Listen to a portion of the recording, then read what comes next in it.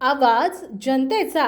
वाशिम जिल्ह्यातील रिसोड तालुक्यातील देऊळगाव बंडा येथील मंदाबाई भास्करराव सरनाईक वय वर्ष 65 ही महिला काशीराव भुजंगराव सरनाईक यांच्या शेतात दिनांक 27 जानेवारी रोजी तुरीच्या शेंगा तोडण्यासाठी गेली असता दुपारी 12 ते 1 च्या दरम्यान या महिलेच्या अंगावर रानडुकरांनी अचानक हल्ला करत गंभीर जखमी केलाय।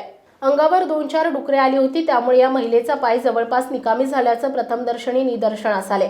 त्या महिलेने आरडाओरड केल्यानं आजूबाजूचे शेतातील शेतकरी महिला तिथे आल्यानं त्या महिलेचा जीव सद्यस्थितीला वाचला, परंतु महिला गंभीर असल्यानं त्या महिलेला वाशिम येथील सामान्य रुग्णालयात भरती करण्यात आलं होतं, परंतु येथील डॉक्टर यांनी अकोला येथे जाण्यासाठी सूचित केलं। त्यानंतर अकोला येथे न जाता संभाजीनगर या ठिकाणी या महिलेला रात्री घेऊन गेले। संभाजीनगर येथील MGM रुग्णालयात भरती करण्यासाठी गेले असता दवाखान्यातील डॉक्टरांनी रुग्णाची परिस्थिती गंभीर असल्याने आणि पाहिजे ती व्यवस्था दवाखान्यात नसल्याने दवाखान्यात भरती करून घेतलं नसल्याचं समजतंय।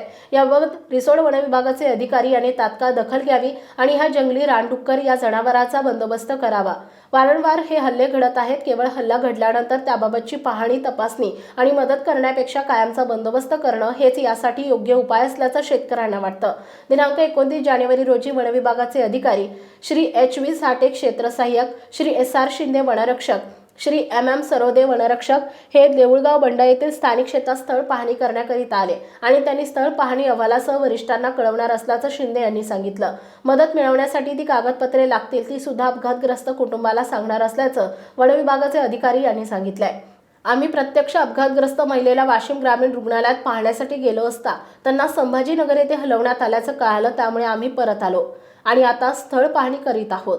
वाशिम जिल्हा प्रतिनिधी नारायणराव वारू पाटील। आपल्या परिसरातील बातम्या आणि ताज्या घडामोडी पाहण्यासाठी आजच आमच्या ABK न्यूज 24 चॅनलला सबस्क्राईब करा आणि बेल आयकॉनवर क्लिक करा।